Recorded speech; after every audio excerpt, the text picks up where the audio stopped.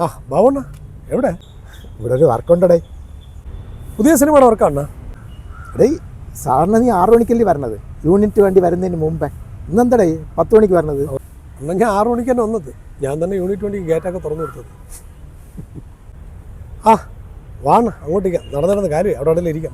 ഇന്നാളെ നിന്നെ പോലീസ് ഓടിക്കുന്നുണ്ടായിരുന്നു. ഞാൻ വല്ല മോട്ടിച്ചോണ്ട് ഓടായിരുന്നു. പക്ഷേ പിന്നീടാണ് മനസ്സിലായി ക്യാമറയുടെ കൂടാണ്. എടേ അതെ അത് വർക്കല്ലേ, നീ ഇപ്പോൾ വലിയ നടനായില്ലേ?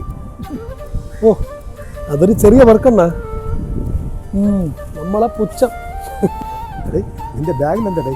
ഫ്ലാസ്കും പിന്നെ അറ്റൻഡർ വേഷവും വളരെ ജൂനിയർ സെറ്റപ്പ് അല്ലേ? ഓ ജൂനിയർ സെറ്റപ്പെട്ട് ആരാണ് പോണത്? അതൊക്കെ പണ്ട്. അപ്പം നല്ല വേഷം ആരെങ്കിലും ഉണ്ടെങ്കിൽ വിളിച്ചാൽ പോവും. ഓ തന്നെ തന്നെ.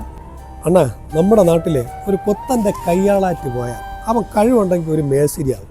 പക്ഷേ ജൂനിയർ ആർട്ടിസ്റ്റായിട്ട് പോണവൻ കഴിവുണ്ടെങ്കിൽ പോലും അവനെ കയറി വരെ ഒരുത്തനും സമ്മതിക്കില്ല. അണ്ണാ പിന്നെ തെന്നിയെ തെറിച്ച് ആരെങ്കിലുമൊക്കെ കയറി വരും. അത് മനസ്സിലായിട്ട് നിർത്തി. അവരെ കൊച്ചാക്കൊന്നും വേണ്ട, അവരിൽ പലരും പ്രമുഖന്മാരായിട്ടുണ്ട്.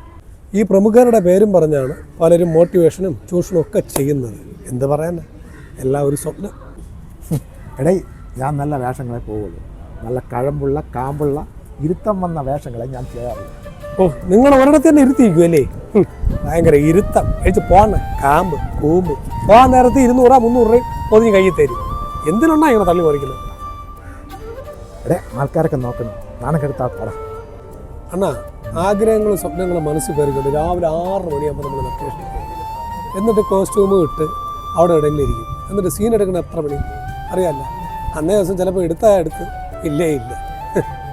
ചില ദിവസം പൈസയും തരും, ചില ദിവസം അതുമില്ല. ചിലവന്മാർ ചൂഷണവും ചെയ്യും. എടേ എല്ലാവരും അടച്ചാക്ഷേപിക്കരുത് കേട്ടോ.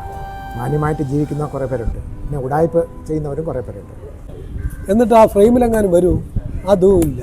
എടേ ബെല്ലടിക്കണം, നിന്നെ ആരെ വിളിക്കണമല്ല. അവിടെ കിരണ പറടാ, ഞാൻ ട്രിവാൻഡ്രത്തുണ്ട്. എടാ നാളെ എടാ അതിൻ്റെ കാസ്റ്റിംഗ് ഫില്ലായില്ലടാ. ആ ഞാൻ വരാം. നാളത്തെ ട്രെയിനിൽ എനിക്കൂടെ ബുക്ക് ചെയ്യും. ഓക്കേടാ, ഞാൻ ഉണ്ട്. ഓക്കെ. ദേ കണ്ടില്ലേ, സിനിമ എന്ന മായാലോകം സ്വപ്നം കണ്ടു കഴിയുന്ന എത്രയോ പേരുണ്ടെന്നറിയാമോ? ചിലരെ കൈപിടിച്ച് ചേർത്താൻ ആരേലും ഉണ്ടാവും, എന്നാൽ മറ്റു ചിലർക്കോ ആരും ഇല്ലാത്തവർക്ക് ദൈവം തുണയെന്നല്ലേ.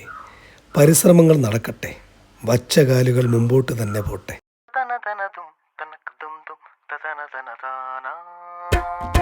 സ്വപ്നമൊരു ചാക്ക്, തലയിലത് താങ്ങിയൊരു പോക്ക്, ഉടയവനലിഞ്ഞ്